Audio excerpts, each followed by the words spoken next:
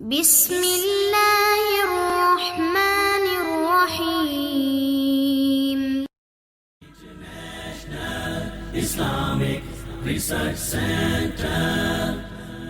سنت نمازیں گھر میں پڑھنے سے 25 درجے ثواب حاصل ہوتا ہے، یہ کوئی حدیث نہیں ہے۔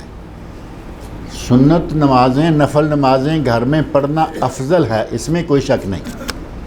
نبی صلی اللہ علیہ وسلم سنتیں گھر میں پڑھا کرتے تھے، اور آپ نے سنتیں نوافل وغیرہ پڑھنے ہیں تو ان کے لیے اپنے گھر میں مصلی رکھیں، اور گھر کا کوئی نہ کوئی کونا ایسا رکھیں کہ جو نماز کے لائق ہو۔ بچوں والے گھروں میں تھوڑا مسئلہ ہوتا ہے، لیکن ایسی بھی کوئی بات نہیں۔ اگر کوئی باسلیقہ خاتون ہے، پورے گھر کو پاک رکھ سکتی ہے۔ جہاں کہیں کسی بچے نے اپنی کارروائی ڈالی، ماں کا کام ہے کہ فوری طور پر ایکٹیو ہو جائے اور اس کارروائی کا جو سد باب ہے وہ کرے۔